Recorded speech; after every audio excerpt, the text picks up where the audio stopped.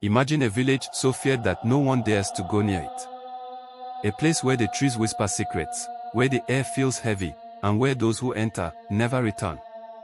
This is the story of Aje-Oro, a cursed village deep in the heart of Nigeria, hidden beyond the thick forest of Osun State. For years, people have heard the stories about the crying voices at midnight, the shadowy figures moving through the trees, and the strange lights that appear in the sky. But no one, not even the bravest hunters, has ever come back to tell the full story. But one man dared to go in.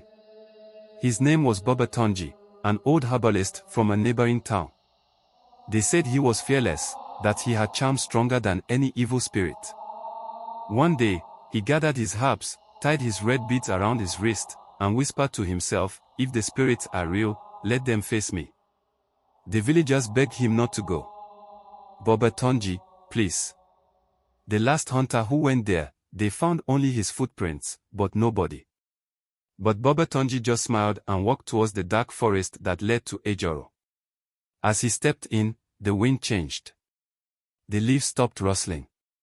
The air became still. Something was watching him. The deeper he went, the colder it got. He saw old huts covered in thick cobwebs, a dried-up river where fish bones lay scattered, and a tree with faces carved into its bark, faces that looked real. Then, he heard it. A soft voice crying. A woman's voice. "Help me." Tunji followed the voice, his heart pounding. He reached a small hut at the center of the village. The door creaked open by itself. Inside, he saw a young woman dressed in white, sitting on the floor, weeping. "Who are you?" Tunji asked, his voice firm. The woman raised her head slowly, and that was when Tunji saw her face was half rotten, like she had been dead for years. "You should not have come here," she whispered. Before he could move, the door slammed shut. The walls began to shake. The ground cracked beneath him. A shadow rose from the corner of the room, its red eyes burning through the darkness. Tunji grabbed his charms and began chanting, his voice steady but his hands shaking. The shadow laughed, a deep, echoing sound that made the walls tremble. "You think your charms can save you," it growled.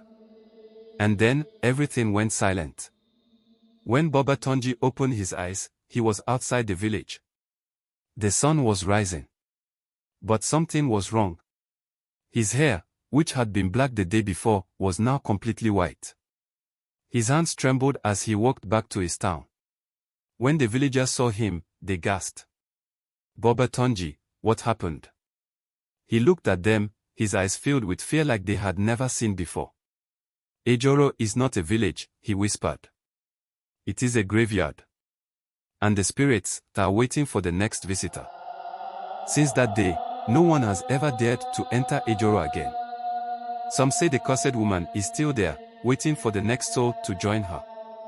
Others say if you listen closely at midnight, you can hear Tunji's voice warning you to stay away. Would you enter Aje-Oro if you had the chance? Or will you be the next person to never return?